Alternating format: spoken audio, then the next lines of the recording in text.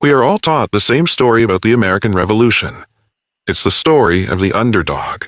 It's a tale of high ideals, of liberty, of standing up against tyranny, and of the inevitable march toward democracy. It's a great story, but if you actually peel back the layers, if you look past the speeches and the statues and the mythology, you find something much colder and much more realistic. You find a balance sheet. The truth is, history isn't usually driven by slogans. It's driven by the engine room, and the engine is always money. The relationship between Britain and its American colonies didn't break because of philosophy. It broke because the math stopped working.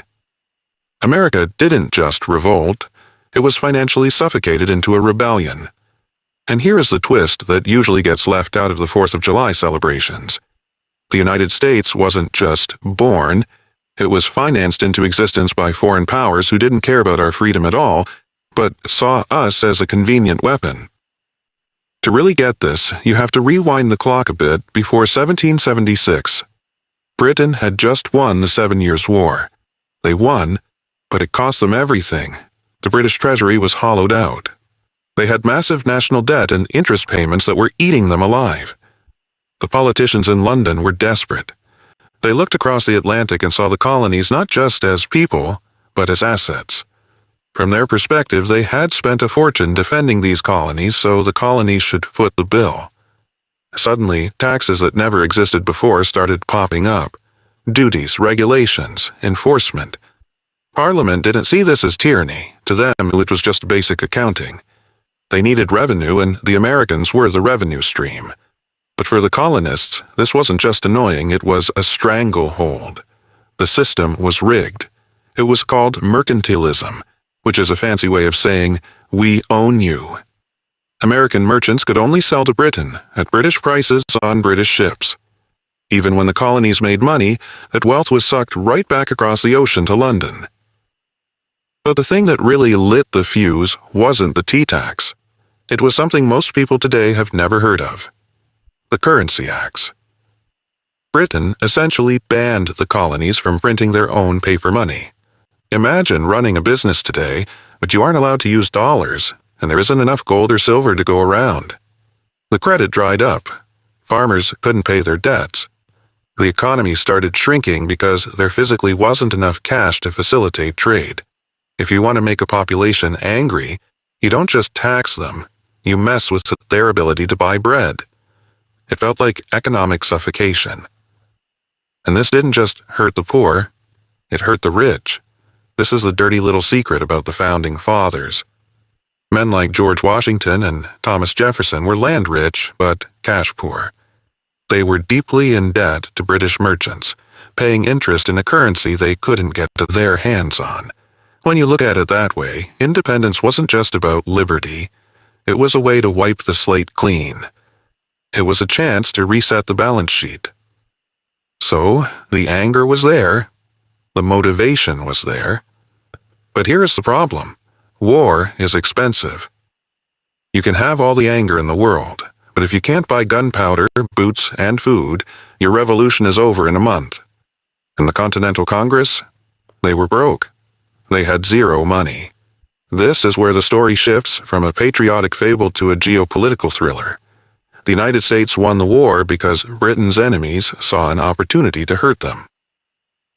France was the first to step up. But they didn't just hand over a check. It was a covert operation. The French foreign minister set up a fake company, a shell corporation called Roderick Hortalez Company. It sounds like something out of a modern spy movie. It was run by a playwright, the guy who wrote The Barber of Seville of all things. He was secretly shipping guns, ammo, and gold to the American rebels, labeling it as regular commercial cargo. France wasn't supporting democracy, they were attacking Britain without officially declaring war. Then Spain got involved, funneling silver through Havana to help the American army. Then the Dutch bankers in Amsterdam stepped in. These guys were the high-risk investors of the 18th century. They treated the American Revolution like a speculative startup. They bought our bonds and extended us credit, betting that if we won, they'd make a fortune. And we can't forget the guys inside the colonies. Men like Robert Morris, who, personally financed the Navy at times, or Haim Salomon, a Polish Jewish immigrant who was basically a financial wizard. Salomon was taking these foreign loans and turning them into actual cash to keep Washington's army from starving. These guys don't have their faces on Mount Rushmore, but without their checkbooks, the revolution collapses before it begins. So, the money flowed in, and we won the war. But here's the catch. Foreign aid is never free. When the dust settled, the new United States was free, yes, but it was also drowning in debt. We owed millions to France, Spain, and the Dutch. And debt creates leverage. We weren't just a free nation, we were a debtor nation. France expected trade deals. Spain wanted to control the Mississippi River. The Dutch wanted assurances that their bonds were safe. This financial pressure actually shaped the American government we have today. You know the famous rivalry between Hamilton and Jefferson. We're usually told it was a philosophical disagreement. Big government versus small government. But really, it was about credit. Alexander Hamilton understood something Jefferson didn't. Creditors don't trust chaos. Foreign bankers aren't going to lend money to a loose collection of states that argue over who pays the bill.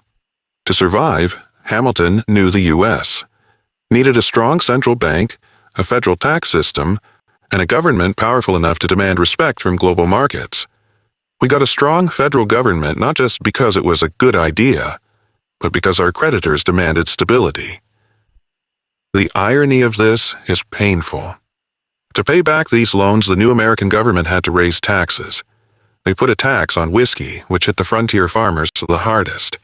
So, barely a decade after fighting a war against British taxes, the U.S. Army was marching west to crush the Whiskey Rebellion, attacking its own citizens to collect taxes to pay for the war against taxes. It shows you that independence doesn't end the financial reality, it just changes who you owe. This financial web even dictated our foreign policy. When the French later got into a war with Britain and asked for our help, we said no. We essentially ghosted them. Why? Because we were too broke to fight, and our economy was too dependent on trade with Britain to risk it.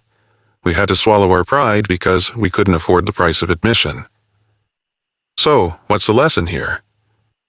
It's that the American Revolution was a financial transaction as much as a political one. It was a proxy war. The colonies were the battlefield, but the money came from European powers playing a chess game against each other. And if that sounds familiar, it should. Look at the world today. Superpowers still rarely fight each other directly. They find a rebellion, they find an insurgency, and they fund it. They send weapons, they send credit, they use shell companies and intermediaries.